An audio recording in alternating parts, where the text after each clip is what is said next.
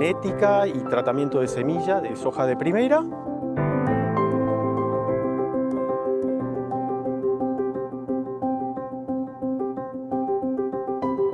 Bueno, estamos probando distintas densidades de los semilleros.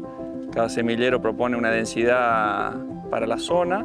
Como asesor de la empresa, para nosotros es muy importante contar con la información que se genera a partir de los ensayos. Lo más importante para nosotros es este proceso de construcción, digamos, de las líneas, que viene de abajo hacia arriba, digamos, lo que tratamos de hacer, y generar líneas de trabajo que realmente respondan a las preguntas que nos queremos contestar, ¿no?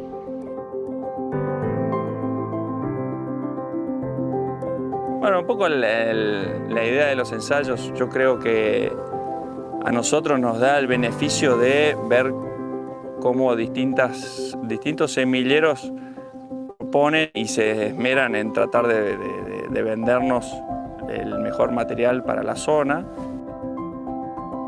El mayor provecho de esto es participar, aprovechar a los técnicos que están sobre los ensayos, que están analizando los datos, que están mirando esta campaña y las 10 anteriores.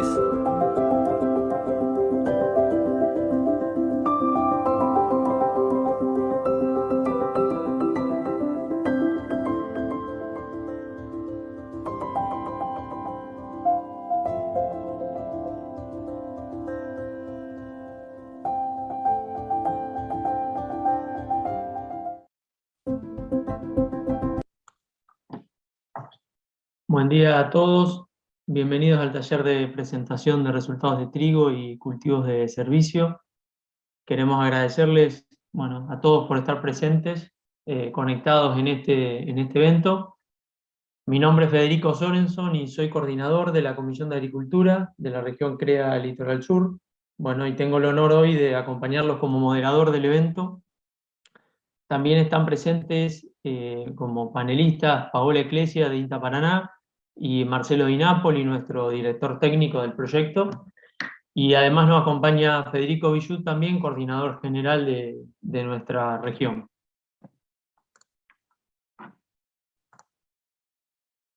Agradecemos a las empresas que nos acompañan en este proyecto de FINA. Las mismas son Klein, Don Mario, Illinois, Bioceres Semillas, BAF, Syngenta, Microvidas, Sumit Agro, Bayer, Bioseminis, Nidera Semillas, BUC, RACT, FMC, UPL, Timac Agro, Adama, Sumitomo Chemical y Limagrain.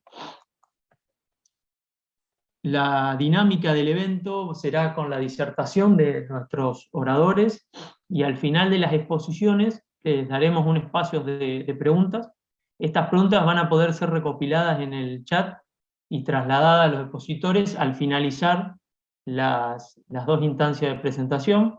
Aprovechen el chat para comunicarse, para intercambiar y preguntar. Tengan en consideración mencionar quizá a quién va dirigida la pregunta para luego, ya que tendremos más de un orador, digamos. El orden del día será el siguiente que ven en pantalla. Arrancaremos en este momento con los aprendizajes que hemos obtenido en trigo en las últimas campañas a través de la Comisión de Agricultura. Luego hablaremos sobre lo mismo, los aprendizajes en cultivos de servicio, con la mano de Paola, que comenté recién.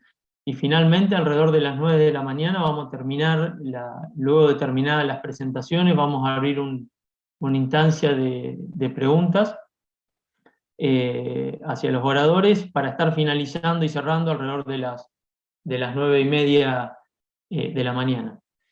Esta jornada quedará grabada y se subirá al canal a YouTube, al canal de Litoral Sur y a nuestra página web, que es www.crealitoralsur.org.ar. Como habrán visto, los micrófonos y cámaras de ustedes están apagados. Esto es para que podamos ver y escuchar correctamente a los oradores. Para las preguntas que no se puedan responder u otros temas relacionados al movimiento CREA, pueden enviarnos un mail a litoralsur@crea.org.ar y en la brevedad responderemos. Bien. En el primer bloque vamos a hablar, como les dije, les comenté recién, de aprendizaje en trigo, junto con Marcelo Di Napoli. Marcelo es nuestro director técnico, nos apoya en términos generales en el diseño de los ensayos y análisis de resultados. Su base de operación está en la zona de Mar y Sierra, digamos, en Buenos Aires, pero nos acompaña desde hace ya varios años en nuestra región Litoral Sur. Voy a arrancar con la primera parte.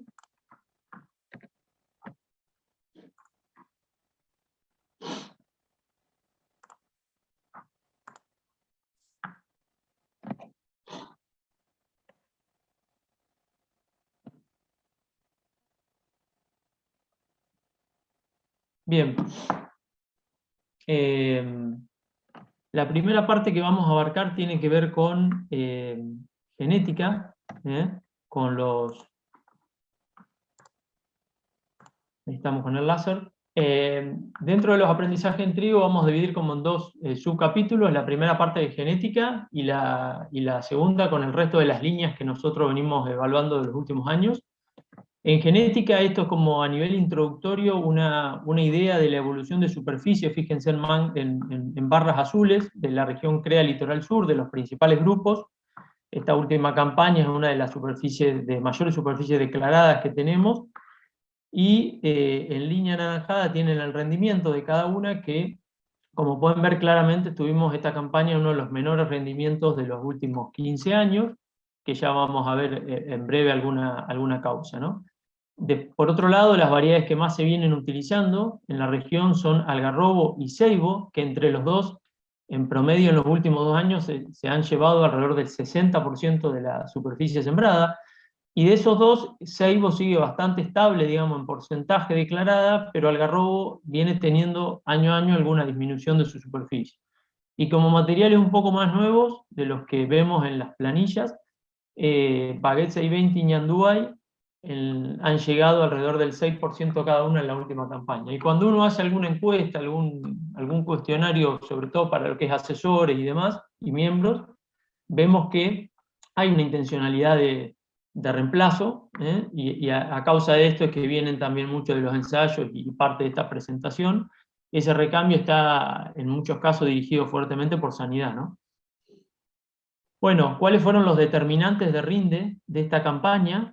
Claramente lo que más sale cuando uno encuesta esto es la sequía y las heladas, ¿no? Claramente la campaña fue caracterizada por eso, especialmente en la región más triguera, centro-sur de nuestra provincia, ¿no? Por otro lado, en las regiones donde no fue tan afectado esto, como el norte, hubo algunos problemas de fecha de siembra, especialmente para los ciclos cortos, con precipitaciones que molestaron mucho en junio y se terminaron sembrando tarde los ciclos cortos, ¿no? Bien, ¿qué pasa cuando vemos la información nuestra propia de nuestra región Litoral Sur de los últimos años? Cuando vemos los últimos 2 años, aquí tienen para cada una de las dos campañas el número de casos y el rendimiento índice, o sea, el rendimiento promedio de este material sobre el promedio general del ensayo. Por ejemplo, para Buxaeta en esta campaña, significa que en todas las localidades que estuvo, rindió un 23% más que la media, en promedio todas las localidades, y así con el resto. Y finalmente acá tiene el promedio general de cada uno, ¿no? Los materiales destacados, bueno, Saeta fuertemente con un muy buen índice promedio, Baguette 620, Don Mario Pehuen, Ñandúay, ceibo sigue bastante bien posicionado en general, Baguette 550, Guayabo, Potros, todos por encima de la media, y algarrobo con un comportamiento que, bueno, ya empezó a mostrar rendimientos medios algo menores, ¿no? al promedio. Y cuando uno junta los últimos 3 años, bajan un poco la cantidad de variedades porque son las que estuvieron presentes justamente en los 3 años. Esta es información que nosotros tomamos muy fuerte para las decisiones, ¿no? Porque empieza a tener mucho más robustez todo, y como verán, los materiales, la tendencia, digamos, de los que quedan es exactamente la misma, que vimos recién, pero bueno, quedan participando el 620, Ceibo, Ñandubay, Guayabo, Potro y 450, algo por debajo de la media, y Algarrobo sigue estando, a pesar de haber tenido un muy buen año, en promedio el 18, sigue estando por debajo de la media. Ahora, ¿qué pasa con la última campaña? Es decir, ¿en la última campaña se vio lo mismo? Bueno, cuando vemos los materiales que vienen estando presentes, como los que vimos recién, por ejemplo, Baguette 620, la verdad que también anduvo muy bien esta última campaña, coincidentemente con lo que vimos recién. Saeta, otro material que repite. ¿Tá? Y después tenemos materiales que lo vimos en rendimientos que estuvieron muy bien esta última campaña, por ejemplo, Baguette 450 y Shingo, pero bueno, que en la media, cuando uno empieza a juntar 2 o 3 años, todavía están en rendimientos más parecidos al promedio, ¿no? Veremos con la continuidad de estos materiales si seguramente despegan un poco de ese promedio. Después tenemos materiales que anduvieron muy bien esta campaña, como Arlac, pero bueno, no tienen muchos años evaluándose, con lo cual no aparecen en la información anterior. 211 también es un material que, si bien no es tan nuevo como para nosotros como Red Sea, por eso no estuvo en los gráficos anteriores, pero anduvo muy bien esta campaña. Y por ahí lo más novedoso que vemos nosotros es que hay varios materiales que empiezan a verse bien posicionados y que son prácticamente nuevos, ¿no? El caso de Quirico, experimentales de Illinois, y algunos otros materiales. Bien, entonces, pero la pregunta es, bueno, ¿dónde posicionamos cada uno de los materiales? Si en ambientes de alto, de medio potencial.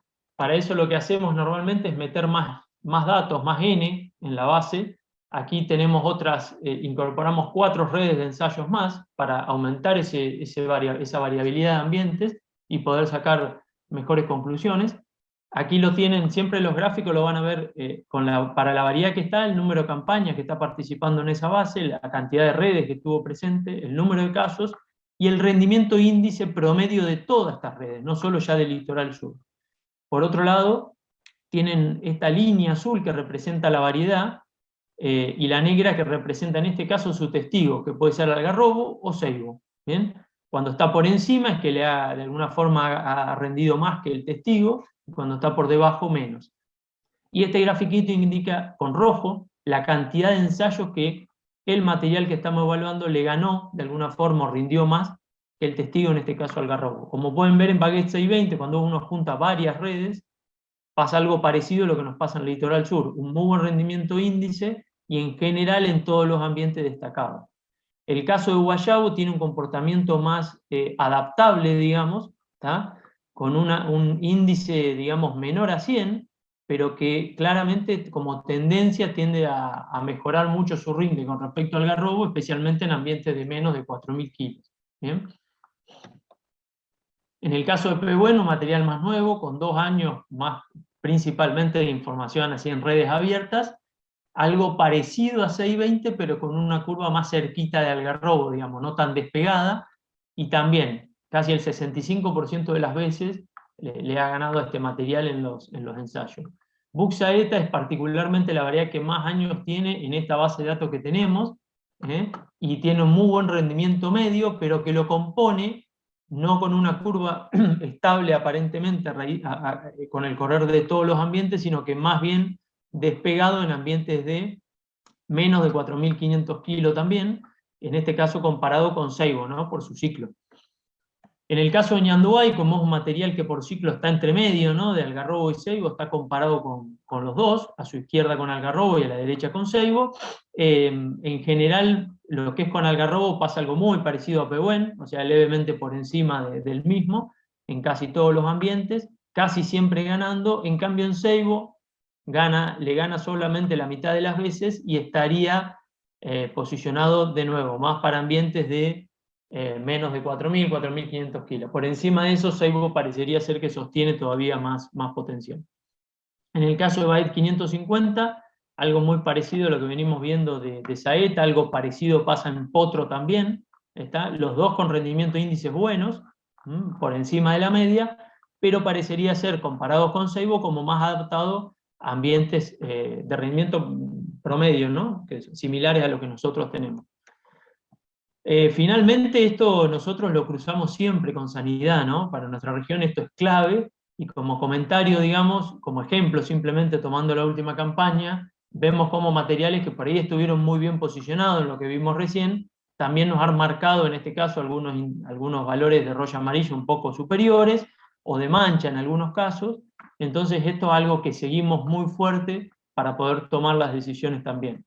Y lo que sí está claro, o lo que por lo menos nosotros medimos, es que algarrobo y ceibo siguen marcando valores de incidencia o severidad de este tipo de enfermedades muy considerables, ¿no? Y bueno, esas fueron algunas de las causas por las cuales entendemos que se dio esa respuesta de posible reemplazo, ¿no? Como conclusiones, las variedades sembradas en la zona desde hace muchos años están disminuyendo su comportamiento promedio en rinde y sanidad, a pesar de tener muy buena estabilidad, y por eso se usan, pero lo importante es que hay que meterle buen manejo, buen profesionalismo. Son enfermedades que en algunos de los casos nos pueden sacar de la cancha si no las seguimos de cerca. Hay un abanico de variedades interesante en comportamiento de rinde y sanidad que tienen ya información sólida de 2 a 4 años para tomar decisiones. Y hay muchas variedades nuevas introduciéndose en los ensayos de las cuales parecería haber promesas interesantes. ¿Bien?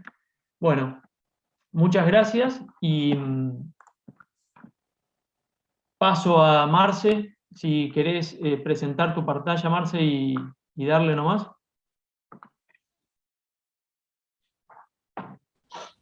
Perfecto, Fede, buen día. Buen día, Marce.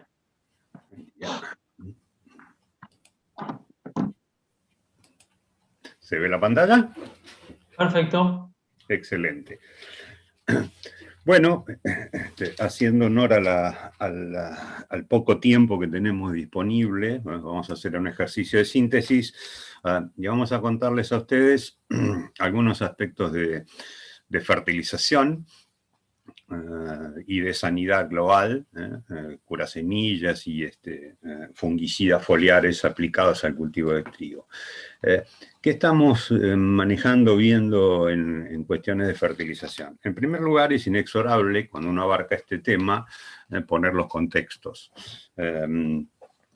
A partir de los excelentes trabajos que hacen de relevamiento los técnicos de INTA, podemos observar algunos aspectos. Es ineludible poner en valor cómo venimos con algunos parámetros de suelo, que en este caso materia orgánica como indicador global nos está indicando claramente cuando comparamos las situaciones pristinas a la izquierda, pristinas son debajo del alambrado, parques, etcétera, respecto de lo que está pasando en situaciones de producción. Claramente vemos una degradación de suelos que no sorprende a nadie, nos disgusta, pero no sorprende a nadie, y particularmente en nuestra zona, aquí tenemos dos componentes importantes en este relevamiento de deterioro.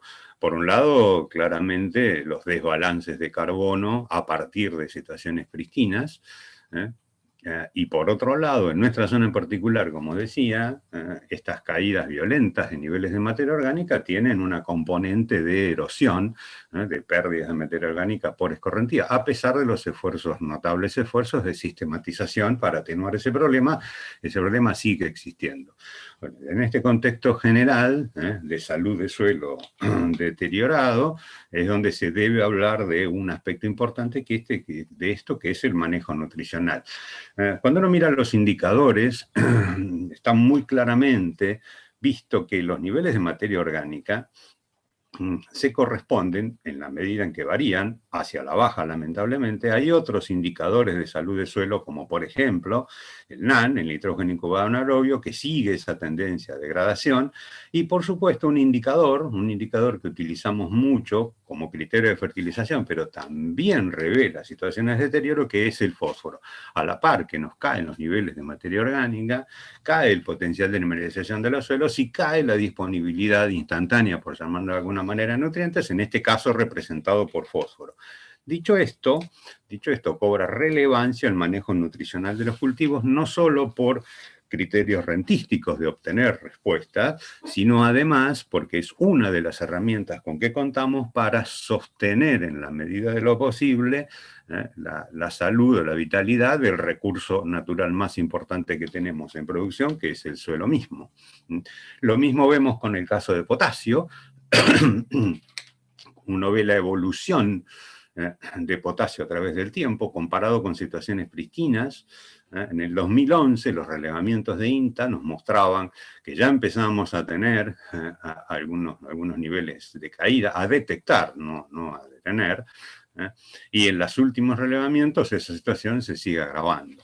La gran pregunta, podemos hacer el mismo ejercicio con zinc, por ejemplo, donde vemos que de áreas en zonas pristinas, de área todo bien, empezamos a tener cada vez más patrones virósicos que indican caída en los niveles.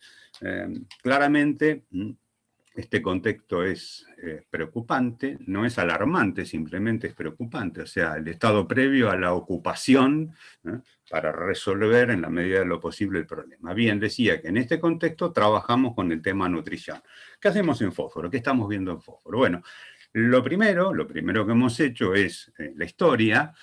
Hace 10 o 15 años nos pusimos a trabajar validando las relaciones globales que todo el mundo conoce en la mayor parte de las regiones, que es determinar en qué nivel de fósforo disponible en suelos los rendimientos están limitados. Dicho de otra manera, cuáles son los niveles de fósforo en suelo que aseguran respuestas económicamente efectivas. Lo que hemos hecho nosotros en esta gráfica le estamos mostrando es verificar esas relaciones y traducir en términos de respuesta, o las respuestas en términos de dosis de PDA óptimas que maximizan rendimiento. Lo que está muy claro para ver es que las situaciones de menos de 10 partes por millón requieren cada vez más aplicación de fertilizante y a niveles de, por ejemplo, menos de 4 partes por millón, las dosis necesarias de aplicar llegan en algunos casos a superar los 100 kilogramos de PDA o su equivalente. Perfecto. ¿Qué pasa en producción? Cuando uno revela, cuando uno observa lo que hacen los productores, esta es una síntesis de 2 campañas analizadas de FINA, 18 y 19, sobre más de 12.000 hectáreas relevadas en cada una de ellas, lo que podemos observar es que claramente los niveles de fósforo en suelo más frecuentes son los de deficiencia, por llamarlo de alguna manera, los que están por debajo de 10 partes por millón. Pero ustedes pueden observar qué hacen los productores. Esta línea roja lo que señala son los niveles de MAPO equivalente que aplican en promedio los productores a sus lotes. Y lo que vemos es que no siguen esa regla general de aplicar más fertilizante fosforado cuando los niveles son más bajos, o de reducir, y esto es lo más importante, de reducir dosis aplicada cuando los niveles están por sobre los valores más frecuentes. Fíjense que cuando los suelos tienen más de 10 partes por millón, la fertilización fosforada no cae para nada. Y eso es muy bueno, muy sano. Lo que nos está diciendo es que nuestros productores tienen ahora y desde hace tiempo incorporado al criterio rentístico de máxima eficiencia, focalizando el cultivo que están fertilizando, tienen el concepto global, una mirada más abarcativa, lo que solemos decir en los últimos tiempos una mirada más sistémica sobre los sistemas de producción, tratando de compatibilizar los requerimientos, las necesidades del cultivo en particular que estamos mirando con la salud global del sistema de producción. Eso es muy bueno, es excelente.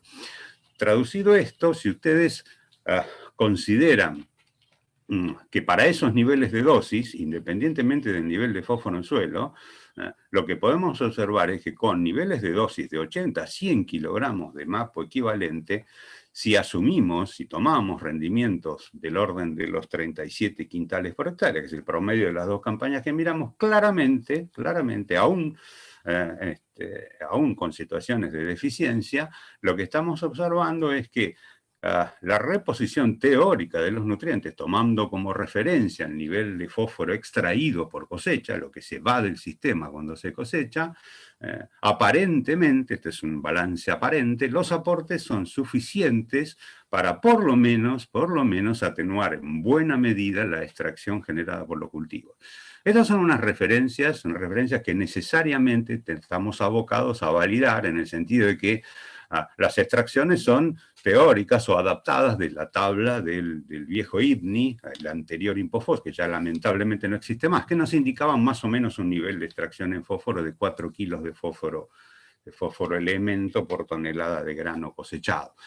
Pero es muy alentador este resultado y queríamos compartirlo con ustedes para que observen cómo los productores ya no tienen solo un criterio rentístico en la aplicación de fertilizantes, al menos fosforados, sino que también tienen su mirada puesta en la sostenibilidad de la producción. Eso es muy importante, lo recalco. ¿Cuáles son las nuevas líneas de trabajo en materia de fósforo? Bien, lo que pretendemos hacer es estudiar la nueva reciente oferta en materia de fuentes de fósforo, atendiendo a que hay productos que tienen, con mayor o menor medida, una mayor eficiencia de utilización, es decir, que por unidad de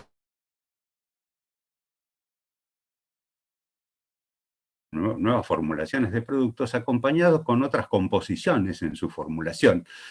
Aquí estamos mostrando resultados síntesis de 2 campañas, de ensayos de 2 campañas, donde vemos que las fuentes de alta eficiencia, comparado a dosis equivalente de fósforo contra las tradicionales, caso más,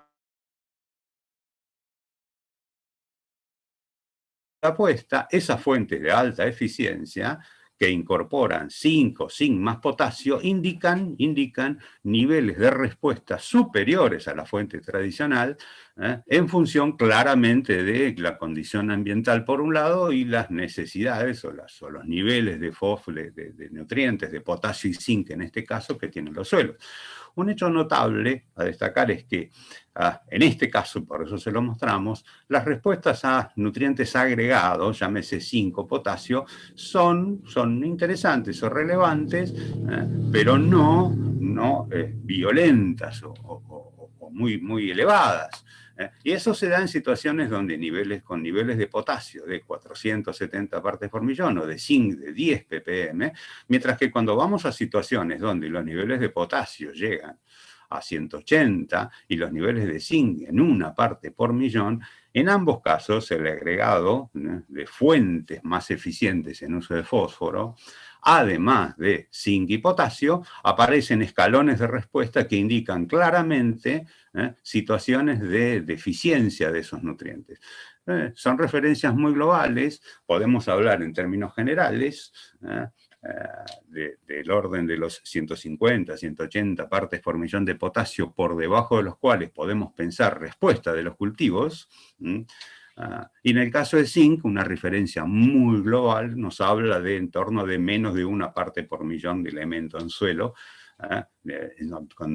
con situaciones de probable respuesta de los cultivos. Insisto con el concepto, estamos empezando recién a mirar qué nos dice el suelo respecto del estado de suficiencia en otros nutrientes poco explorados, como potasio y zinc, el caso que le estamos presentando, y los resultados son evidentes, a que acompañan en términos generales lo que estuvimos viendo recién, de los relevamientos INTA, que nos indican un claro nivel de caída en los niveles de estos nutrientes en suelo. Esta es una línea de laburo que engloba no solo utilizar fuentes de fósforo de mayor eficiencia, sino además de tratar de explorar situaciones cada vez más frecuentes de respuesta a nutrientes no convencionales. ¿Qué estamos haciendo con nitrógeno? En primer lugar, lo que empezamos es, de nuevo, validando los esquemas de fertilización en función de la respuesta en rendimiento a los modelos N, universalmente utilizados. Cuando hablamos de modelos N, hablamos de los kilogramos de N de nitratos en el suelo más el nitrógeno aplicado. La historia nos demuestra que el nitrógeno deja de ser un factor crítico limitante cuando incorporamos modelos en producción del orden de los 120 a 130 kilogramos de N totales. Eso es más o menos compatible con lo que esperábamos obtener respecto de las referencias que tenemos de otras zonas. Ahora bien, por supuesto que hay situaciones en donde la optimización de rendimientos requiere de dosis modelos superiores. Este es un caso ejemplo que les mostramos de un año donde no necesariamente por rendimientos elevados, no necesariamente por rendimientos elevados, requerimos 20 o 30 kilos más respecto del modelo conceptual que antes mencionábamos. Entonces, ¿qué estamos haciendo con esto? Lo que estamos haciendo es trabajar sobre ayudas o auxiliares o variables que permitan regular y ajustar mejor los modelos que debiéramos usar en cada uno de los casos que se nos presentan. Y en ese sentido es promisorio, ya lo habíamos mencionado, la incorporación, entre otros, de una herramienta auxiliar que es el NaN. El NaN es el nitrógeno incubado anaerobio, que nos habla del potencial de mineralización de nitrógeno en este caso. Entonces, a la par de experimentación muy fuerte, muy válida que está desarrollando INTA en ese sentido, cabe mencionar a Orsellet como un técnico referente en esta materia, nos permiten generar alguna herramienta auxiliar que permita hacer un manejo más eficiente de los fertilizantes nitrogenados. Esto es en términos globales, hablando de fertilizante nitrogenado común. Una línea de laburo más reciente, pero muy importante, es tratar de hacer más eficientes esas aplicaciones de nitrógeno. Como todos ustedes saben, los fertilizantes nitrogenados, el fertilizante nitrogenado estrella es, y seguirá siendo por mucho tiempo más, la urea. La urea es una fuente amoníaca de nitrógeno que tiene todas las ventajas que ya sabemos en materia de comercialización y manipuleo, pero tiene algunos puntos críticos que cada vez les prestamos más atención y que son las fuentes potenciales de pérdida del nitrógeno que uno agrega. Esas fuentes, para resumirlo, hay dos factores muy importantes de pérdida de ADN provenientes de los fertilizantes amoníacales como la urea, que son la volatilización por un lado, o el complejo de denitrificación y de drenaje o lavado de nutrientes. Hay fuentes especiales que atienden a atenuar esos dos problemas y varios de esos estamos poniéndolo a prueba en la zona porque nos parece extremadamente relevante mirarlo. Tanto en fina como en gruesa, específicamente en maíz. ¿Qué estamos viendo? Cuando nosotros comparamos a la misma dosis de N-urea estas fuentes especiales, esta es la diferencia de respuesta entre esa fuente especial menos urea a misma dosis de nitrógeno, lo que vemos después de 4 o 5 años de ensayo y 7 sitios evaluados, que el comportamiento es igual. Es decir, que a misma dosis de nitrógeno en promedio, en trigo, las respuestas de urea versus las especiales son equivalentes. Ahora, ¿eso qué quiere decir? Eso es lo que quiere decir, eso es que estas fuentes especiales son insumos, pero son estratégicos, para utilizarlos en determinadas situaciones donde aparecen claramente ventajosos. Si ustedes miran, hay una situación en particular que es extremadamente positiva respecto del uso de esas fuentes especiales. ¿Y por qué? Vamos directamente a ese ejemplo. Lo tenemos aquí representado. Cuando hacemos la diferencia entre la respuesta de fuente especial, en este caso fue CAN, nitrato de amonio calcáreo, contra urea, hemos tenido a favor de esa fuente especial el orden de los 400 kilos adicionales. ¿Y eso por qué se produce? Eso se produce porque en el entorno en que hemos aplicado la urea o la fuente especial boleada, 10 días después de la aplicación no ocurrieron lluvias. Es más, tuvimos que esperar más de un mes, 36 días, para que ocurrieran un evento lluvia de más de 10 milímetros. Eso claramente es una situación ventajosa respecto o a favor de reemplazo de las fuentes amoniacales como la urea por otras que sean combinadas, nítrica amoniacal, o directamente que sean urea, pero con algún tipo de protección respecto de la liberación de amonio del gránulo. Esa protección puede ser meramente física, un polímero que recubre el gránulo, o bien un inhibidor de algún proceso microbiano de transformación del amonio de urea en nitrato por absorber. Este ejemplo que les pongo es revelador respecto a lo que veníamos diciendo, que hay que saber cómo funcionan estos productos para saber en qué momento estratégicamente se deben usar. No como sistema, porque ya hemos visto que contra urea da más o menos lo mismo cuando uno toma una serie una serie suficientemente larga de casos evaluados. Pero hay situaciones en particular donde podemos aprovechar la ventaja de esto. Estamos hablando de trigo, El valor de estos productos specialty se magnifica cuando hablamos de maíz a partir de que opera el proceso más importante en cultivos de verano, que es la volatilización del amonio. Bien, en breve síntesis, ese es el panorama general de cuáles son las líneas que estamos trabajando en fertilización.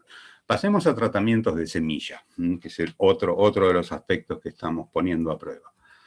Ustedes tienen aquí un resumen de una buena cantidad de años, desde el año 2014 que venimos trabajando en esto, con tratamientos de semilla que tienen moléculas fungicidas o mezclas de fungicidas más insecticidas. Cuando tomamos toda la historia en promedio, lo que vemos es que, comparado con los tratamientos tradicionales de carbendazim-tiran, en promedio logramos diferencias más que interesantes a favor de estos terápicos de semilla, del orden de los 300 a 400 kilos, claramente son ventajosas, y de nuevo existe una gran variabilidad de resultados, de situaciones donde prácticamente es lo mismo, a situaciones en donde aparecen 700, 800 y más kilogramos de respuesta. Estos son resultados promedio de los ensayos de cada uno de los años. De 19 en 19 ensayos, en todos estos años hemos logrado esos niveles de respuesta. Ahora bien, dicho esto, estamos trabajando particularmente sobre cuáles son las situaciones donde amerita sacarle más jugo a esta tecnología. En general vemos que funciona. Ahora bien, hay situaciones como esta, por ejemplo, que esta imagen vale más que media hora de conversación. Aquí tienen un ensayo de un año en particular en La Paz, con muchas dificultades de implantación por excesos hídricos previos a la siembra, donde vemos el tratamiento convencional, histórico, de tirán-carbendazim contra todos los tratados con las nuevas formulaciones que estamos evaluando. La diferencia es notable. Entonces, estos son los casos en donde uno necesita alguna ayuda adicional de tecnologías relativamente novedosas en cuanto a productos, para que los cultivos arranquen mucho mejor. Por lo tanto, esto no es lo que siempre va a pasar. Claramente que no lo es, pero está muy claro, por otra parte, que son ventajosas bajo determinadas condiciones. Y no necesariamente estas respuestas están asociadas a pura sanidad. Por supuesto que estos productos tienen moléculas que ayudan a tener mejor sanidad de problemas, a atenuar el efecto patógeno. Pero muchas de estas respuestas aparecen a partir de efectos no del todo conocidos y explorados, que son los efectos de bioestimulación, entre comillas, potenciación del estado general del cultivo en los inicios, que hacen que los cultivos arranquen mejor, insisto, independientemente de los problemas sanitarios que tengan, evidentes problemas sanitarios. Es muy importante ese efecto combinado de sanidad por un lado, por supuesto, pero estimulación a un mejor crecimiento vigor inicial, que se pueden aprovechar en casos como este, donde las restricciones tempranas fueron muy importantes, ¿no? Y por último, debemos mencionar el tema de los biológicos, es decir, aquellos productos que no son resultado de una síntesis química en su elaboración. Es un universo, un abanico amplísimo de posibilidades que recién estamos empezando, como tecnología, recién estamos empezando a ver qué puede pasar con esto. Es apasionante y necesario a la vez, atento a todo lo que ya sabemos de la necesidad imperiosa de producir más, pero también mejor. Mejores, atenuando las externalidades negativas en el uso general de agroquímicos. Y lo que vemos aquí es que cuando confrontamos un producto químico con un químico complementado con un producto biológico, las respuestas promedios incrementan, más de 100 kilos en general, y otra cosa más importante todavía, o tan importante como eso, es que la estabilidad de rendimientos es superior cuando uno combina esta clase de productos. Esta es otra línea, una línea que está incipiente, pero que está avanzando fuertemente en la zona. Y por último, para cerrar, aprovechando el breve tiempo disponible, vamos a hablar algunas palabras sobre el tema de fungicidas foliares. Federico planteó muy bien el tema, cuando habló de genética, que un aspecto fundamental del recambio varietal es su comportamiento sanitario. Bien. Por supuesto que en toda estrategia de uso de fungicidas, lo principal, lo primordial es tener buena base genética. La condición ideal, el idiotipo de trigo es un trigo que no se enferme. Ahora, mientras que los semilleros se rompen la cabeza tratando de ver cómo hacen eso, necesariamente, en muchas situaciones, la mayoría de las situaciones requieren el aporte de fungicidas. Y la tecnología de uso de fungicidas entonces se torna básico, fundamental. Nosotros tenemos dos grandes líneas de trabajo en esto. Uno es los momentos de aplicación de fungicidas, y otro es, por supuesto, evaluar a nivel de producto cuáles son los más convenientes para cada situación. Respecto del tema momentos de aplicación, nosotros hemos trabajado ya hace 3 años, y en promedio de 8 ensayos, cuando uno trabaja, estas son respuestas globales a los ensayos de fungicida. Todos estos dispositivos en 8 años de ensayos nos dieron una respuesta promedio a uso de fungicidas del orden de los 870 kilogramos por hectárea. Esto tiene dos puntas. Primero, la presencia de enfermedades cada vez más recurrente y de complejidad en las enfermedades. Roya amarilla, ustedes recuerdan que roya amarilla en el 2017 nos complicó la existencia, y eso que hablábamos que era una enfermedad de frío, que jamás íbamos a tener problemas en Entre Ríos, y sin embargo aparecieron en Entre Ríos y en todo el país. Ya no es una enfermedad de ambiente frío, claramente.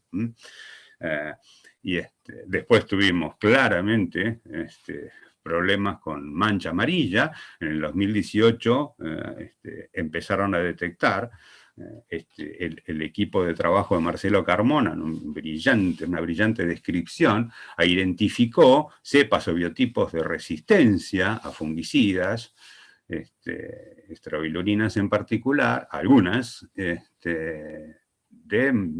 mancha amarilla. Y eso es muy preocupante. Entonces, bueno, todo eso hace que sea de interés trabajar sobre esta tecnología.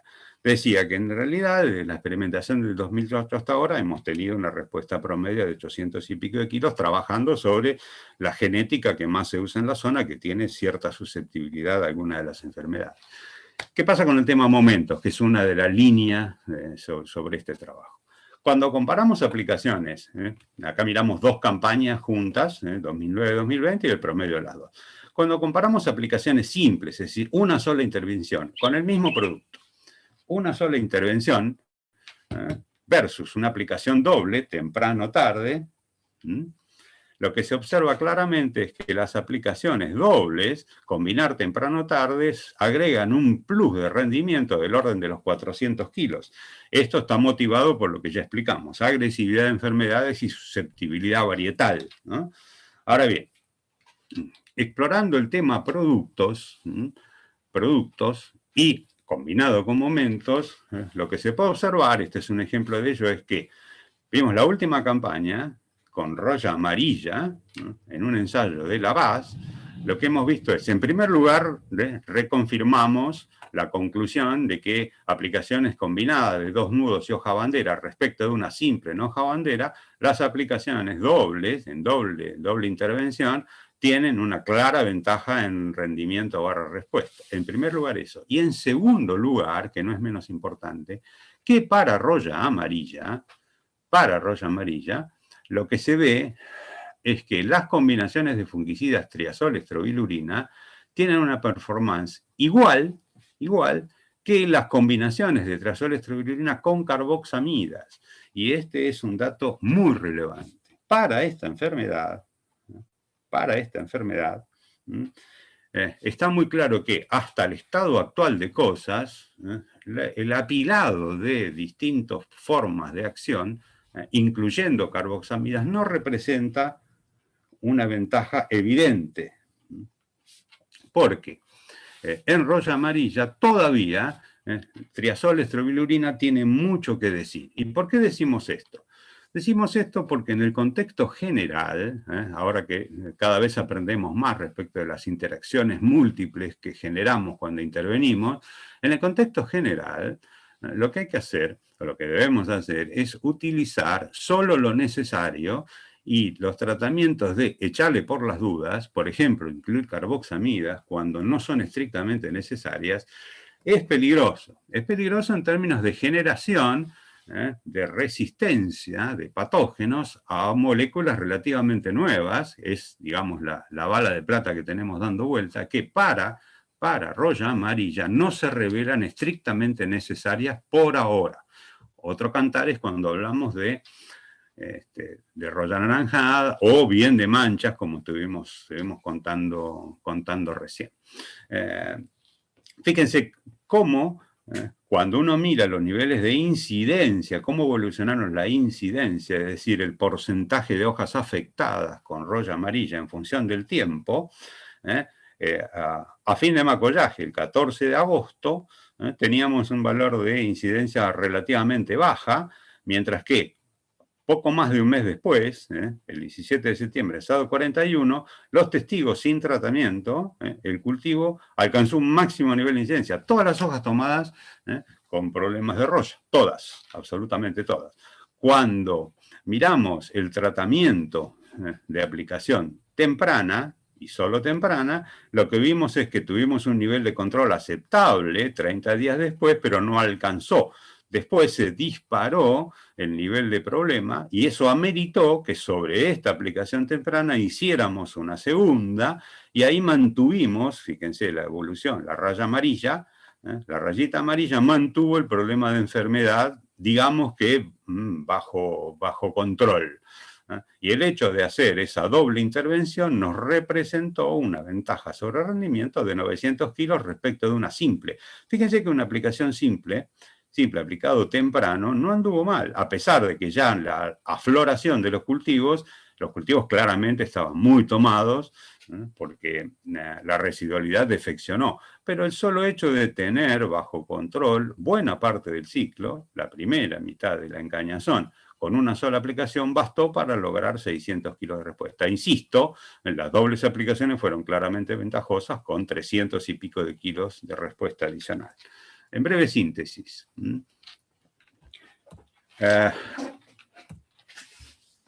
¿Qué pasa? En nutrición, tanto en fósforo como en nitrógeno, no solo estamos atendiendo a la demanda de generar modelos en base a umbrales de suficiencia para saber cuánto intervenir y con qué, no solo eso, sino que además estamos incorporando criterios que implican el cuidado de todo el sistema de cultivos y de último de todo el sistema de producción, haciendo foco en los balances de nutrientes de suelo. No es un tema sencillo porque recomponer las extracciones históricas no es el solo hecho de ir y tirar fertilizante, requiere de todas cuestiones de tecnología dando vueltas, que requieren atención y sobre eso lentamente estamos trabajando y cada vez más porque es un tema de mucho interés. La tecnología de fertilización cambió su eje de estudiar solo lo que pasa en el cultivo que estamos mirando y pasó a, como decía, a tener una mirada mucho más global de como demanda de la gran pregunta es cómo fertilizamos el sistema de cultivos y no un cultivo. Eso es en términos de fertilización, el gran eje es fertilizar el sistema y no cultivo.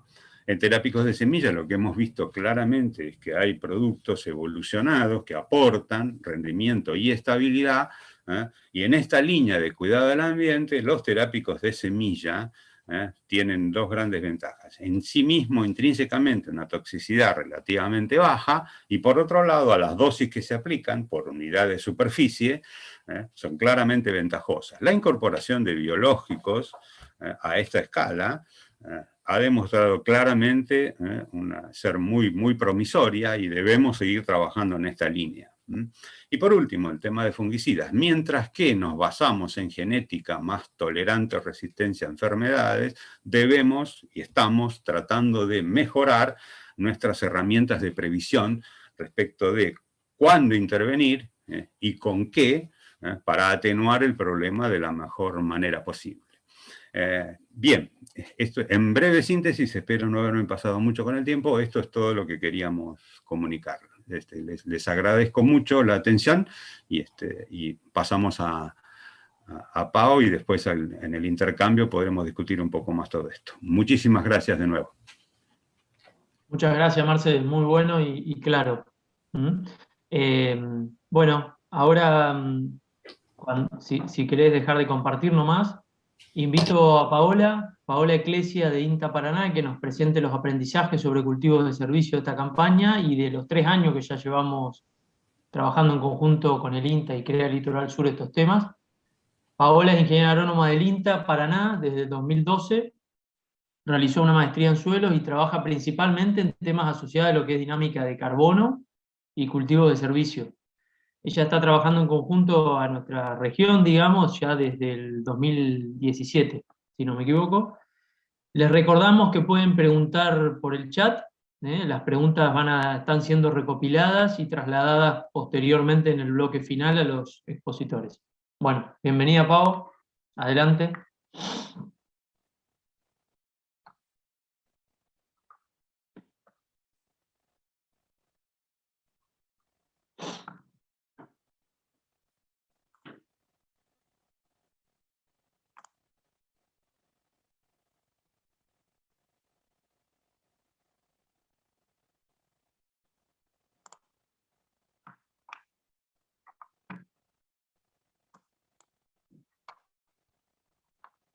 Está silenciada Pau, creo.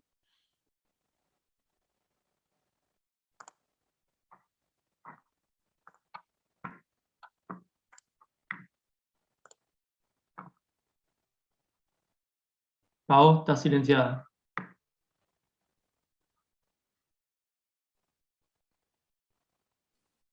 Ahí está. Hola, no me habían escuchado entonces. Muy buenos días. ¿Se puede ver bien la pantalla? Sí, Pau, lo que sí por ahí, si te parece, saca la cámara porque me parece Sí, que se escucha eso un capaz que poquito retrasa. entrecortado. ¿Ahí? ¿Se ve bien? Ahí mejora, Pau. Perfecto, Bueno, perfecto. listo. Bueno, muy buenos días. Les voy a comentar un poco respecto a los ensayos que venimos realizando con CREA en el tema de cultivos de servicio.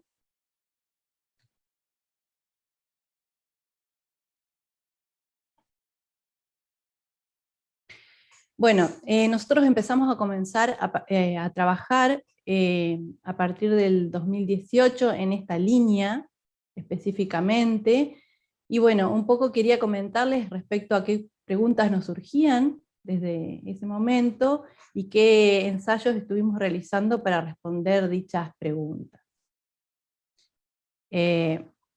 Bueno, las principales preguntas que nos realizábamos nosotros era principalmente ver un poco el comportamiento de los diferentes cultivos a nivel zonal, comportamiento en cuanto a la producción de biomasa de diferentes especies, y esto cómo repercutía en lo que sería el control de malezas, el aporte de nitrógeno para ciertos cultivos como maíz, y si la extracción de humedad que realizan estos cultivos podía llegar a afectar el rendimiento o afectar, digamos, en la humedad, principalmente al momento de siembra o posterior de los cultivos.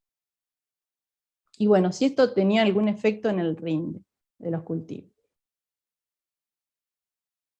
Entonces realizamos una serie de ensayos, no sé si molesta la barra, donde nos centramos principalmente en el efecto del cultivo antecesor vicia y consociados base vicia, donde consociados estamos hablando de que en algunos casos tenían alrededor de un 10% de avena o en algunos casos colza, pero la base principal es vicia, sobre maíz temprano, que era donde menos información existía, digamos, en ese momento, y es uno de los cultivos principales que se eligen en las secuencias de nuestra zona, digamos. También el efecto de cultivos como antecesores de soja y maíz tardío, ¿no? Bueno, le comento un poco la hoja de ruta que vamos a hacer. Veremos primero el efecto del antecesor vicia entonces y consociaciones en maíz temprano, es donde más nos vamos a detener. Mostraré las evaluaciones de las mediciones de biomasa en ese ciclo de cultivo, el rendimiento de maíz, por qué la bicia y las leguminosas deberían aportarnos nitrógeno, ¿no? Un poco comentarles eso, la disponibilidad de nitratos a la siembra de maíz, qué pasa con los nitratos después de la siembra, y en todo el ciclo de cultivo evaluando esto como en términos de mineralización. Diferentes rendimientos de maíz con fertilización, veremos también el efecto sobre la humedad de suelo, el efecto sobre la emergencia y el crecimiento de maíz, y luego pasaremos a comentar brevemente lo que hemos visto sobre el control de malezas en antecesores a soja y maíz tardío.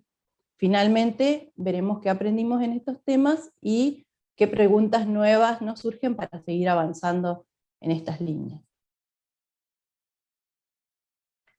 Bueno, en respecto a lo que fue producción de biomasa y rendimiento de maíz sin fertilización, les estoy mostrando, estos son a partir de los datos de la campaña 18-19 hasta la 2021, en ensayos que hemos realizado en la zona de Victoria, Dol, María Grande, Montoya, que está en el departamento de Victoria, en estos distintos años. Quiero comentarles que, a diferencia de estos cultivos cuando son utilizados como antecesor de soja y maíz tardío, cuando van a maíz de primera, lo que hacemos es realizar la supresión a fines de agosto, con lo cual estamos cortando bastante tiempo con anticipación el ciclo de lo que sería un cultivo de servicio, en este caso bici. Entonces, como ven acá, las producciones de biomasa, si bien en la primera campaña, en el establecimiento El Mambú, de la zona de Victoria, fue una muy buena producción de 6.700 kilos, vemos que en las siguientes campañas estos rendimientos disminuyeron abruptamente, estas producciones de biomasa, y es lo más común de encontrar. Este año vino muy bien, fue un año húmedo, pero los años siguientes ya cayeron las producciones, que es lo más común encontrar en este caso. Producciones que van de 1.700 kilos a 3.000 kilos aproximadamente. Cuando vemos en los rendimientos de maíz, esto es sin fertilización, son solamente los testigos, con y sin vicia, o sea, este es el tratamiento de barbecho sin, y este es el con vicia. Vemos que el primer año no hubo diferencias de maíz, pero en los años siguientes, todos los maíces que provinieron de antecesor vicia, tuvieron caídas de rendimiento. Estas caídas fueron en el orden del 11% al 16% en la campaña 19-20, y fueron más pronunciadas aún en la campaña 2021. Entonces esto nos ayuda nos lleva a preguntarnos qué hipótesis podemos arrojar en base a estas disminuciones de rendimiento. Una hipótesis nos puede decir, bueno, podemos tener menor disponibilidad de nitrógeno que nos esté afectando el rendimiento de maíz.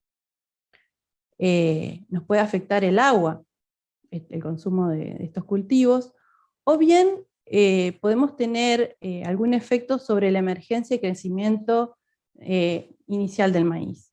Esta última variable la medimos en el último año de experimentación, o sea, durante la campaña 2021, ya que lo veíamos en forma visual, y bueno, en el último año lo tratamos de cuantificar.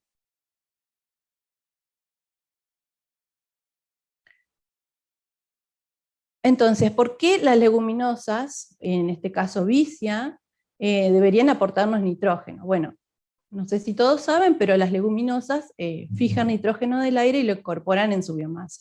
Alrededor de un 60% es el nitrógeno que estas especies fijan en su biomasa. Entonces podemos encontrar en la biomasa total alrededor del 2,5-3,5%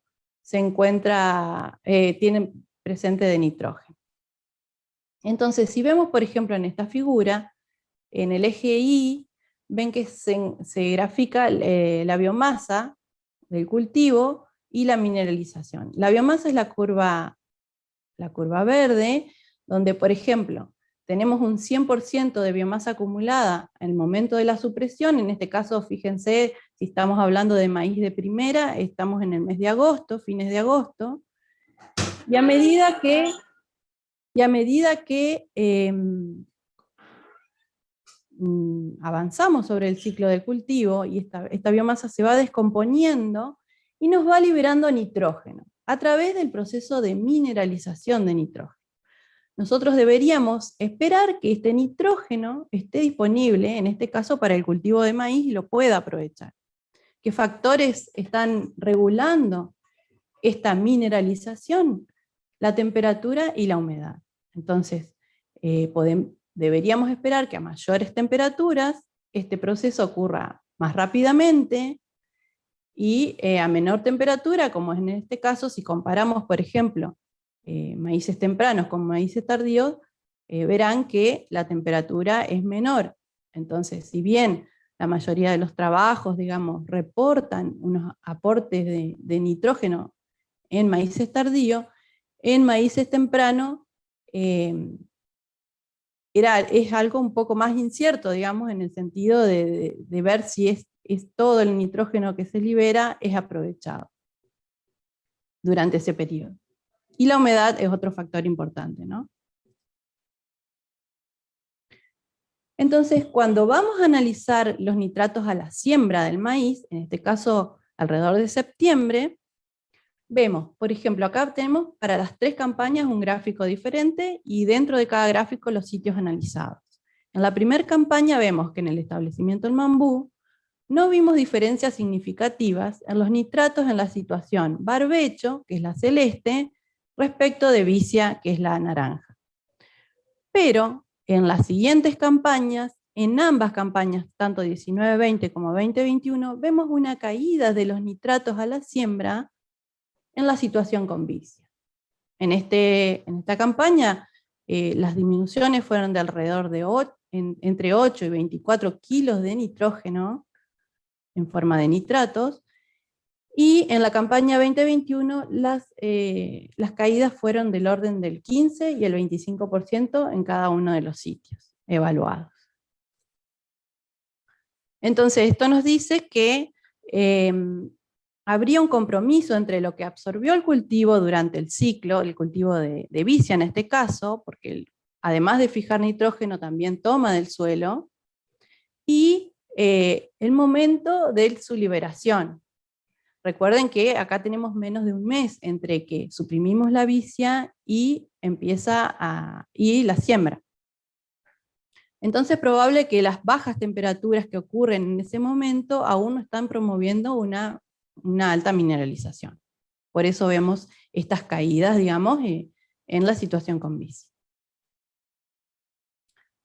¿Qué pasa con los nitratos después de la siembra? Nosotros evaluamos los nitratos en R1, y las cantidades de nitratos en suelo en cada una de las situaciones se igualan. No les muestro los datos, pero esos datos están. Pero eso nos lleva a decir, bueno, a preguntarnos si eso efectivamente es porque hubo una mayor mineralización o ocurrió una absorción diferencial por el maíz de cada uno de los tratamientos. Bueno, al evaluar la biomasa del cultivo de maíz en cada uno de los antecesores, vemos que la biomasa de maíz en la situación que viene de barbecho es mayor. Esto nos está diciendo que el maíz creció más. El hecho que crezca más, en este caso, ¿no? en el retiro, el hecho que haya crecido más, también nos habla de una mayor absorción. Entonces, esto nos está diciendo de que no necesariamente hubo una mayor mineralización, sino que también puede haber habido mayor absorción en la situación antecesor de barbecho, que hace que los niveles se igualen. En el campo de Fontana eso no se observó y se vio igual crecimiento, digamos. O sea que las acumulaciones de biomasa de maíz en R1 eran similares en una situación y otra. Pero cuando analizamos esto en la campaña 2021, también observamos el mismo patrón que se observó el año anterior en el retiro. O sea, que en la situación que venía de barbecho, el maíz acumuló mayor biomasa. Entonces, esto puede haber acarreado una mayor absorción de nitrógeno y esos sean los valores que estamos viendo. ¿Qué pasa cuando analizamos el ciclo completo del cultivo de maíz? Acá estamos viendo la mineralización en cada uno de los sitios evaluados en la campaña 19-20, la mineralización de nitrógeno en todo el ciclo de cultivo, evaluado desde la siembra hasta madurez fisiológica. Vemos que la situación de barbecho, en general, es menor la mineralización respecto de vicia, con una diferencia en promedio de 34 kilos de nitrógeno por hectárea, con variaciones de 18 hasta 60, encontradas por cada uno de los sitios. Esto nos está diciendo de que efectivamente vemos mayor mineralización y un aporte de la vicia en el ciclo del cultivo de maíz. Y cuando analizamos esta mineralización y la tratamos de relacionar con el nitrógeno proveniente de la biomasa de la vicia, vemos que se relacionan positivamente. Esto nos está diciendo de que a mayor biomasa de vicia y nitrógeno en la biomasa, podríamos esperar una mayor mineralización. Con lo cual, el mensaje sería que tenemos que tratar de potenciar la biomasa de vicia y con una efectiva nodulación y fijación biológica. ¿Qué factores nos están? Esos son los factores que nos están influyendo, ¿no? Y la biomasa de vicia, una forma de potenciarla sería tratando de fertilizar estos cultivos, principalmente con fósforo, que es el nutriente al cual responden principalmente. Bueno, en suelos bien drenados para favorecer obviamente lo que sería la nodulación. Y la inoculación como una práctica para favorecer todo lo que es la fijación biológica. Bueno, con respecto, ¿qué vemos con los rendimientos? Al principio de la presentación le mostraba lo que eran los rendimientos de los testigos, y ahora lo que le quiero mostrar son los rendimientos o las diferencias de rendimiento cuando se aplica fertilizante, tanto en la situación con vicia y en la situación con barbecho. Estos gráficos nos muestran las diferencias vicia menos barbecho, o sea, que el hecho que den negativos quiere decir que los rendimientos fueron menores en la situación con vicia. Y estas diferencias en la campaña 19-20 estuvieron en el orden del 13% menos. Mientras que en la campaña 20-21 fueron superiores y fueron alrededor de un 37% menos. Entonces, lo que podemos ver es que no es nitrógeno en lo que nos está limitando este rendimiento, porque en distintas dosis, en mayores dosis de nitrógeno, seguimos teniendo estas diferencias, y a su vez, anteriormente, como les comentaba, vemos que hay un aporte diferencial de la situación que viene de vicia, ¿no? Y por otra parte, además hicimos un análisis de regresión y no observamos respuesta a la fertilización nitrogenada. Entonces vemos que hay otros factores que no es nitrógeno que están afectando el rendimiento del cultivo de maíz cuando provienen de un antecesor vicio. Cuando vamos a evaluar el agua, para ver las diferencias de humedad en cada una de las situaciones, vemos que en la situación que viene, esto es el momento de la supresión, el azul, y el rojo es el momento de siembra. Y es la diferencia del agua total en vicia menos barbecho, o sea, diferencias negativas dan a favor de barbecho, digamos.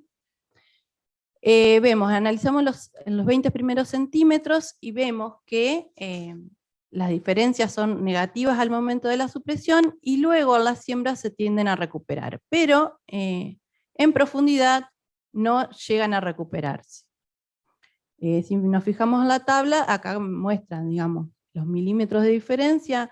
En la supresión tenemos 10 milímetros y en la siembra tenemos 2 milímetros de diferencia positiva, digamos, mostrando la recuperación, y en la profundidad son 36 milímetros y 31 milímetros, se tienden a recuperar, pero no se recuperan del todo.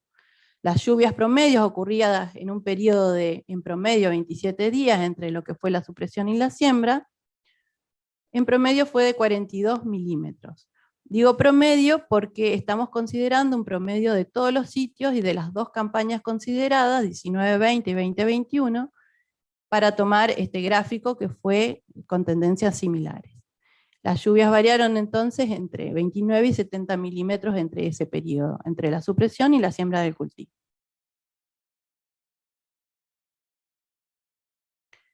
Bien.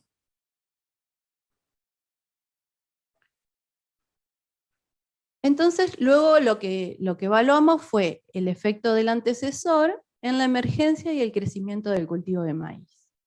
Esto fue evaluado durante la campaña 2021 en los campos El Mambú y El Retiro, y bueno, en el estadio B2.4 vemos que el número de plantas se reduce en la situación con vicia. Lo mismo vemos en el campo en el establecimiento del Retiro. En ambas situaciones se reduce el número de plantas por hectárea. Cuando vemos la variable altura de plantas, ocurre lo mismo. Vamos en el estadio de B2.4, vemos una reducción, y en R1 también vemos una reducción. En ambos campos. Este es el coeficiente de variación, donde se muestra que también de esta variable, altura de plantas, no solamente se reduce la altura de planta, en la situación con antecesor vicia, sino que también es más variable. Cuando vemos el número de hojas expandidas, obviamente sigue el mismo patrón. Vemos una reducción y con un coeficiente de variación superior en la situación con vicia. Esta es una foto de este periodo de evaluación en uno de los campos. Entonces, resumiendo, vemos menor stand de planta con antecesor vicia, menor crecimiento y desarrollo evaluado a través de la altura y del número de hojas, y mayor variabilidad en el crecimiento de planta. Bueno, como conclusión, bueno, estas serían las variables que podríamos intuir, digamos, cuáles serían las variables que podrían estar afectando el rendimiento del cultivo. Y bueno, esto nos indicaría que necesitaríamos mejorar estas deficiencias en el stand de implantación y que nos mejoren el crecimiento inicial del cultivo de maíz en las situaciones que vienen de cobertura. Un poco para mostrarle lo que hemos visto ahora, pasamos al tema de malezas. El efecto en el control de malezas de los cultivos de servicio, evaluados principalmente en antecesores de soja y maíz.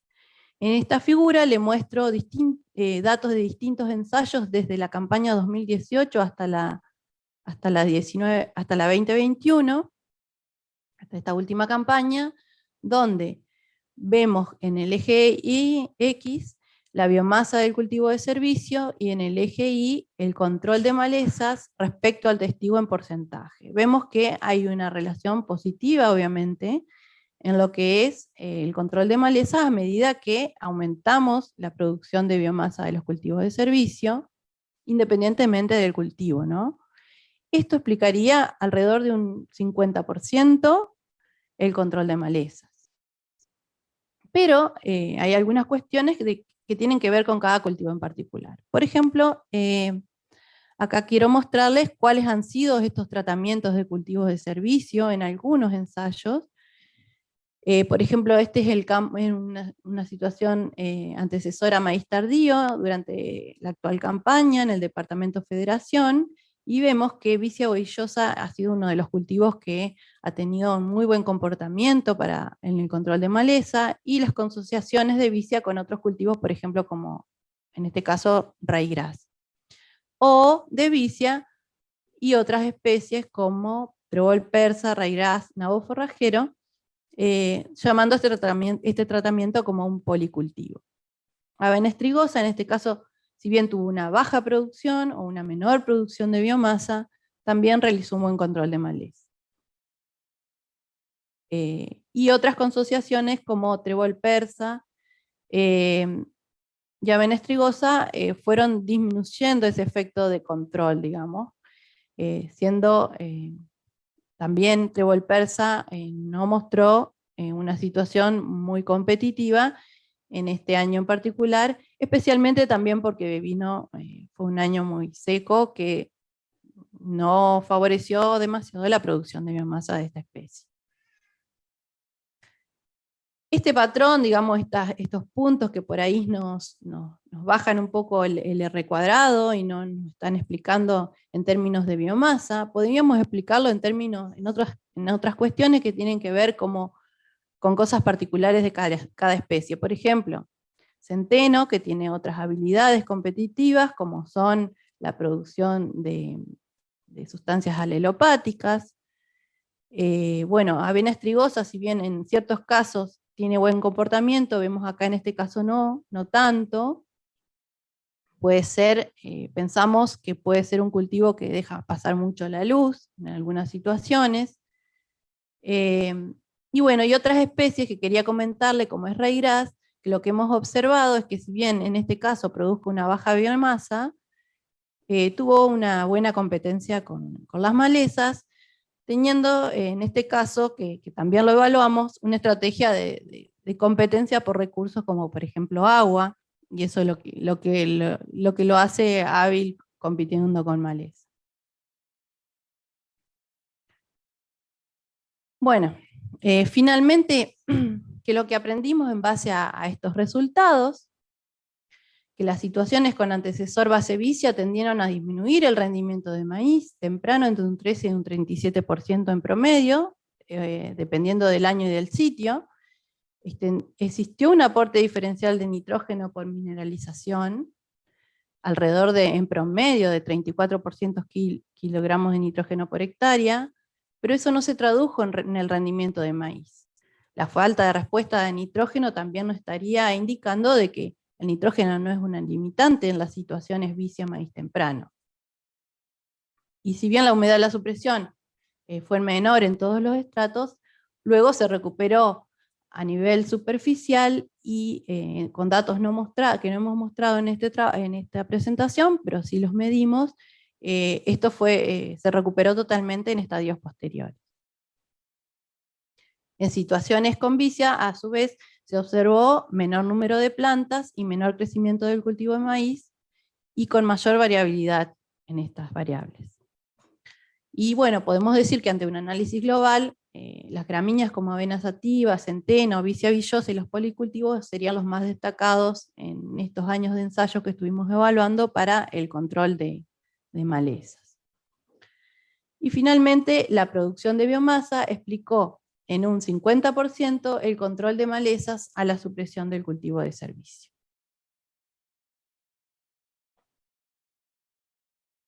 Bueno, ¿qué preguntas nuevas nos surgen a raíz de todos estos resultados que hemos venido teniendo en estos últimos años? Y podemos decir que podemos mejorar la calidad de siembra entonces para mejorar las condiciones de crecimiento inicial del cultivo, y ver si esto se traduce en mejorar un rendimiento con un antecesor vicia o con un antecesor de cultivos de servicio. Aparecen en este caso nuevas plagas o variables a considerar en las situaciones que tienen cobertura. Eso deberíamos evaluarlo también, si no es un efecto de alguna plaga que tenga implicancias en lo que son las emergencias. Deberíamos ajustar manejos para potenciar la producción de biomasa, porque vimos que el nitrógeno en biomasa es una variable muy importante a la hora de potenciar la mineralización en las situaciones que vienen de vicia y que van a maíz. Y podríamos esperar un aporte residual de nitrógeno para trigo dentro de una secuencia vicia maíz trigo. Esa es una de las preguntas que también nos hacemos, y en los ensayos lo que estamos haciendo es tratar de evaluar ese nitrógeno residual, que puede ser que no lo haya tomado el maíz, pero que quede remanente para el trigo posterior. Y queremos también ver que además de vicia, ¿qué otras alternativas podemos considerar como un antecesor de maíz temprano como cultivo de servicio, y que es algo que no se ha evaluado a nivel zonal? También otra de las preguntas, a raíz de lo que es el control de malezas, es si podemos reducir herbicidas y ser efectivos en un control de malezas utilizando supresión a través de un rolo. Esto es muy importante, no solo en sistemas agroecológicos, sino en sistemas también con intensificación sustentable, donde estamos tratando de reducir el uso de herbicidas. Bueno, eso ha sido todo, y bueno, muchas gracias por su atención. Y bueno, si hay preguntas, no sé, Fede. Gracias, Pavo. Dejo de compartir. Muy bueno, sí, correcto. Bueno, vamos a dar lugar al bloque de preguntas y de intercambio. Entre Fede Villud y yo vamos a transmitir un poco las preguntas que fueron llegando por el chat. Fede, ¿querés arrancar? Bueno, bárbaro. Vamos con la primera pregunta. La primera pregunta, hablaron sobre todo Marcelo. A ver, un segundito, hay un eco, ¿no? Sí, Fede. A ver si mejora ahí. Perdón, Marcelo habló de sumar NA, porcentaje de materia orgánica y fósforo como herramienta de diagnóstico para ajustar los modelos de nitrógeno en trigo, ¿no? Entonces, de cara a la nueva campaña, ¿cómo sugiere implementarlos?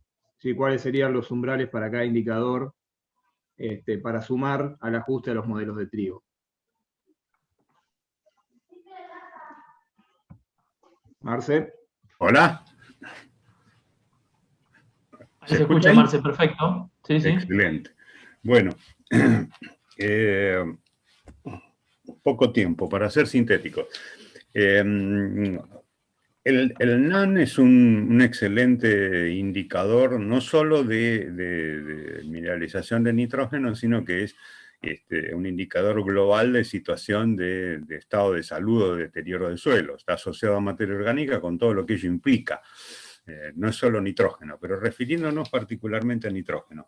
Estamos haciendo muchos esfuerzos en todas las zonas, Buenos Aires Sur, Norte, Oeste, Santa Fe, Entre Ríos, para ver de qué manera incorporamos el NAN como una variable auxiliar para tomar decisiones de dosificación. No hay, en el estado actual del conocimiento, no hay una correlación directa, cuantitativa, de cuántas partes por millón de NAN corresponden a cuántos kilos de nitrógeno de más o de menos agregar. Lo que estoy diciendo es que relaciones cuantitativas de tengo tantas ppm de NAN y eso implican tantos kilos de N más o menos, eso no existe por ahora. Hay algunas, por supuesto, aproximaciones que son muy preliminares en fase experimental, pero de ninguna manera me parece que sean adecuadas de llevar ya a producción. Lo que tenemos hasta ahora son referencias muy útiles, por supuesto, referencias globales, de cuáles serían valores de NAN por debajo de los cuales deberíamos prestar atención a un aumento en dosis de N aplicar. Esas referencias globales están en torno de los 50 a 60 partes por millón de NAN. Como prudente yo diría de subir unos 15 o 20 unidades de nitrógeno cuando los NANes están por debajo de esos 50 de referencia, y empezar a trabajar a ese nivel de prudencia. Porque, insisto, con con la necesidad de ser muy precisos. El NaN es un valor de potencial de mineralización, pero de ahí a que se concrete hay mucho efecto de ambiente dando vueltas.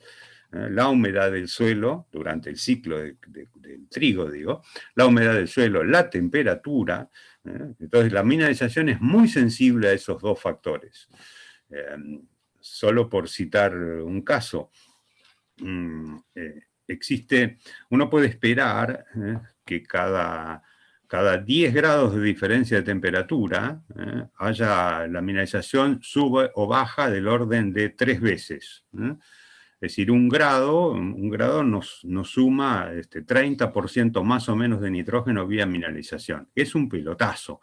Entonces no se puede usar cuantitativamente. Tomemos esa referencia por ahora, de incrementar prudentemente dosis en torno de los 20-25 kilos más de N cuando nos baja el NaN a valores muy por debajo de 50 partes por millón. Y eso tiene que estar acoplado con que como el NaN es un indicador global del estado de salud del suelo, indicador de deterioro, cuando uno tiene valores de NaN muy bajos, hay que tener cuidado en que el rendimiento en sí se vea deprimido. De modo tal que si uno dice, bueno, muy bien, si el NaN es bajo y poca mineralización, entonces debería aumentar la dosis de nitrógeno. Guarda, porque la expectativa de rendimiento a un fertilizado puede caer porque la situación de deterioro es evidente. ¿Se entiende? Es complejo el tema, no es tan sencillo como si tengo bajo NaN subo N. Hay que evaluarlo.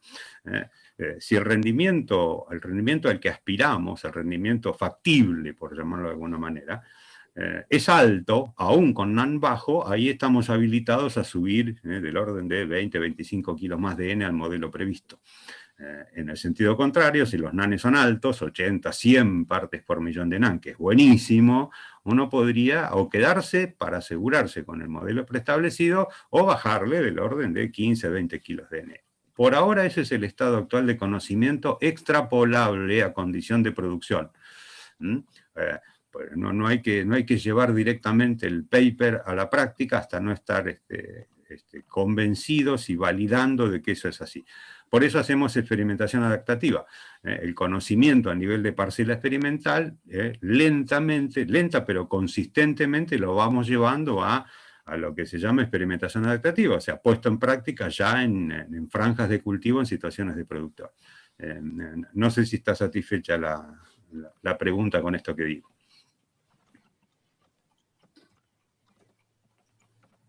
Hola. Bien, Marce, perfecto. Genial. Gracias. Pasamos, si les parece, a una pregunta para Paola. Pau, ¿podemos suponer un desfasaje entre la demanda de N del maíz y el aporte de la vicia? ¿Y cómo esto lo podríamos mejorar con algún tipo de labranza o anticipando el quemado o con alguna medida de manejo? Bien. Estimo de que no es el problema debido a que hemos realizado los tratamientos cruzados de fertilización y aún con altas fertilizaciones seguimos viendo estas diferencias, digamos.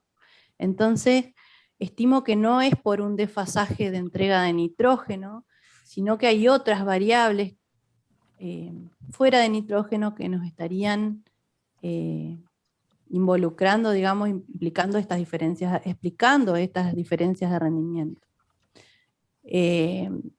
Entonces yo pienso que no sería un problema de desfasaje por el hecho de que no hemos visto problemas con nitrógeno, digamos.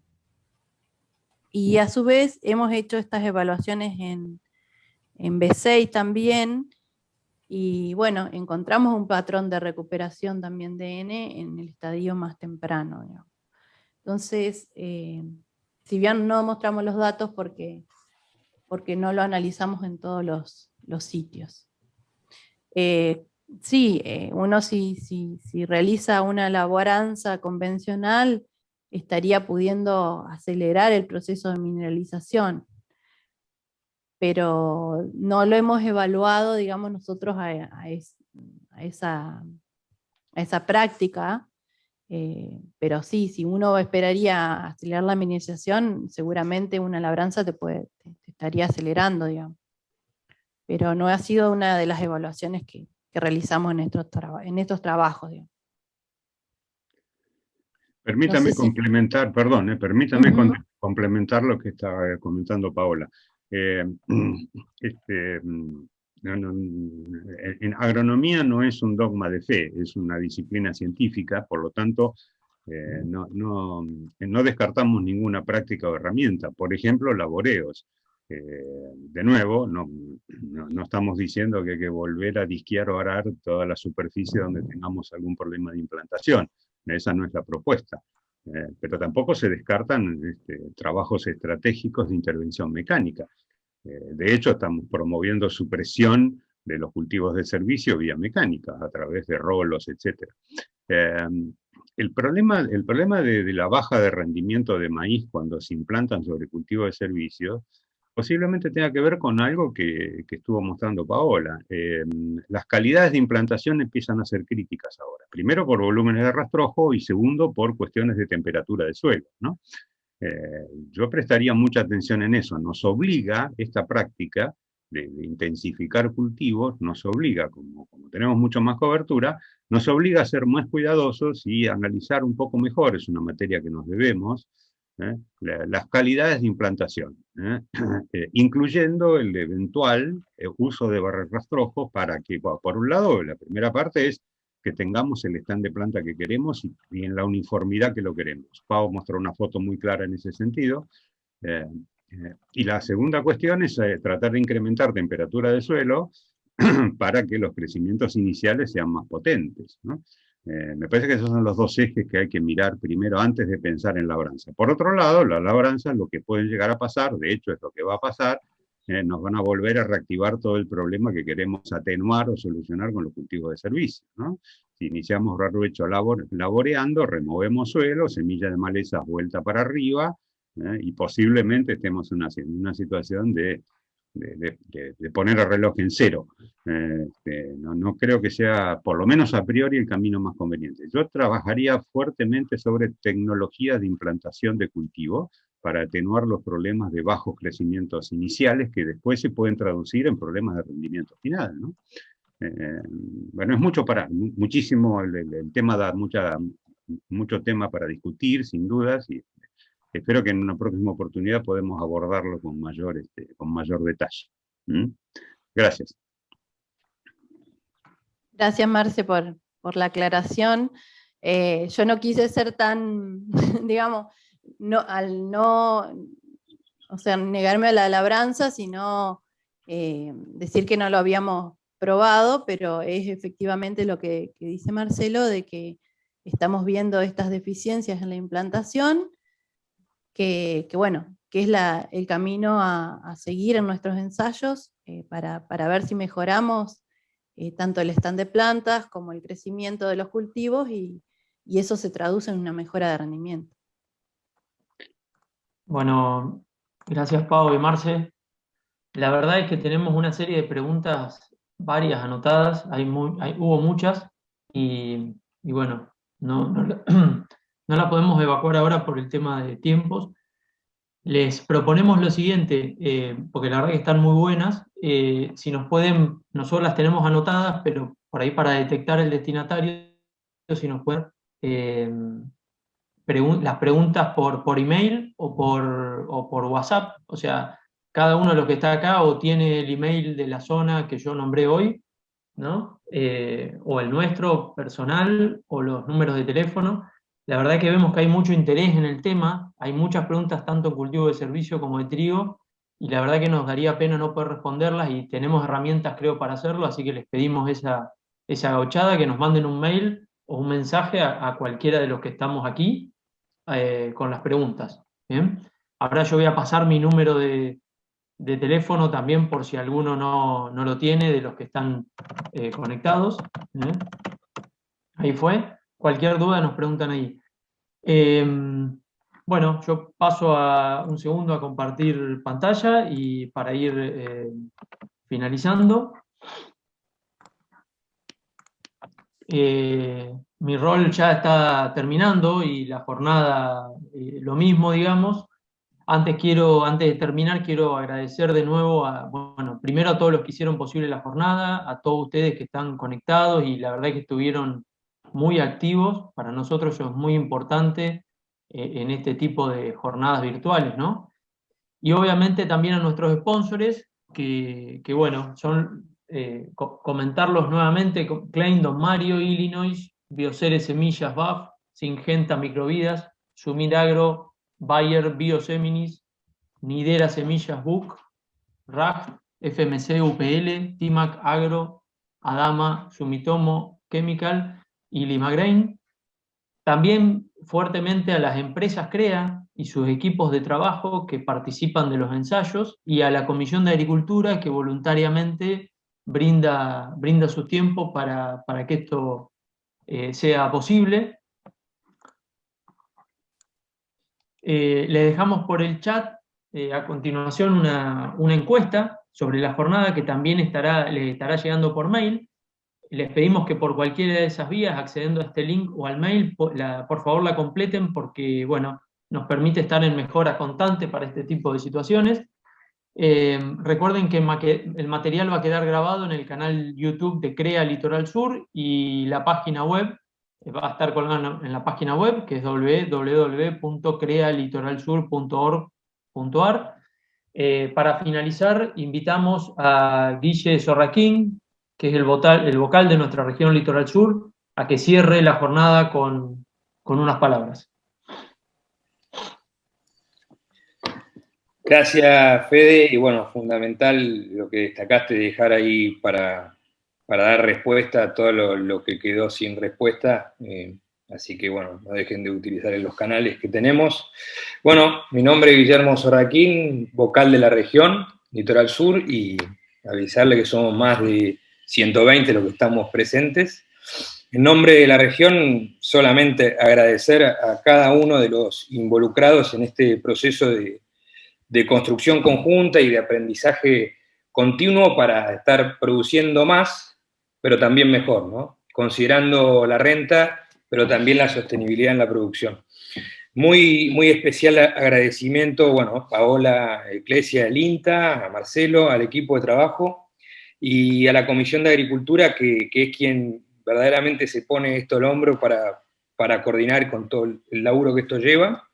Y bueno, por supuesto, a las empresas que son aliados estratégicos y fundamentales en este proceso de lograr y conocer los mejores materiales, los productos para la zona y para los productores, miembros CREA, y bueno, lograr así un permanente mejoras continuas. Así que bueno, de nuestro lado, muchísimas gracias, y como bien dijo Fede, están los canales disponibles para que bueno, se evacúen las preguntas que quedaron pendientes, y para que bueno, en permanente sepan que tenemos ahí la página disponible para ver todo lo que vamos haciendo al día, digamos, ¿no?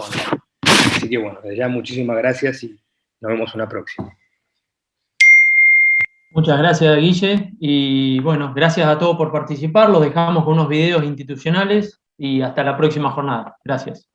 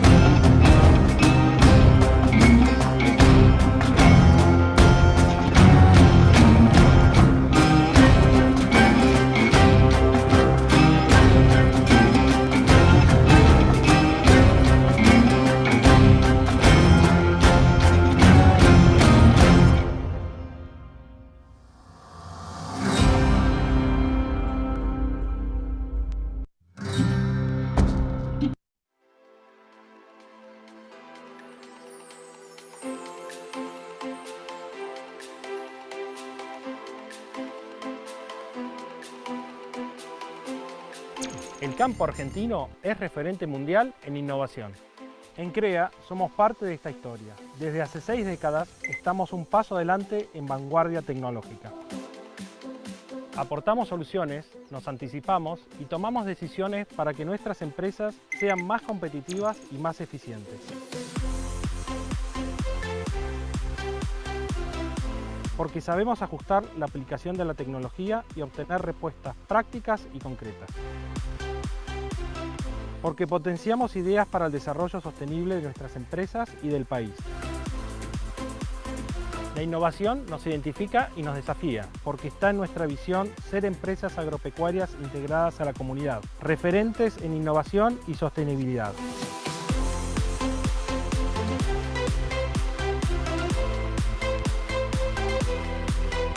Somos innovación, somos CREA.